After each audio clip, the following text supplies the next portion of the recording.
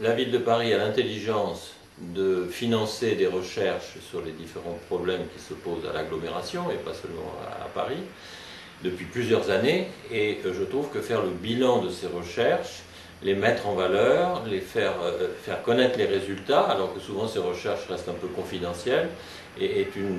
chose non seulement bonne, mais indispensable.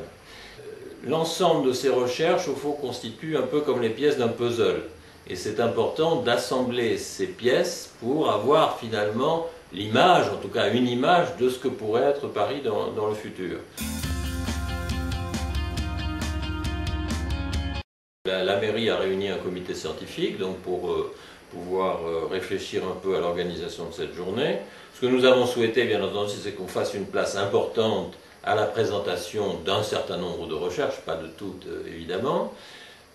Nous avons réfléchi également ensemble à la manière de structurer la journée et donc de mettre au fond un certain nombre d'accents avec la ville cognitive, la ville inclusive, la ville réticulaire et la ville créative, donc de façon à déjà amorcer une sorte de logique dans la réflexion, chacune des parties étant généralement introduite par ou un spécialiste ou une personnalité, et avec bien sûr dans cette journée la participation de responsables de la ville de Paris qui se soucient de ces problèmes et qui pourront réagir sur les présentations qui seront faites et en tirer en quelque sorte pour eux-mêmes et pour l'Assemblée, les participants, une sorte de leçon pour l'avenir.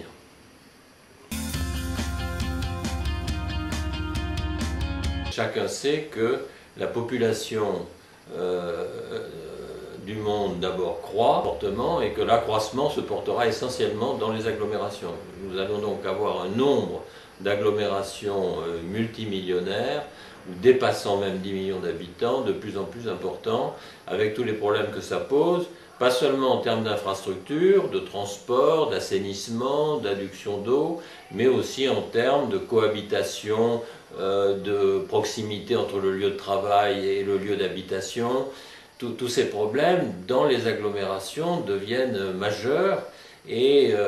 nous avons un intense besoin de recherche sur tous ces sujets, sans oublier bien entendu les sujets à dominante humaine et sociale. Donc les sciences humaines et sociales sont la clé de l'avenir de ces grandes métropoles.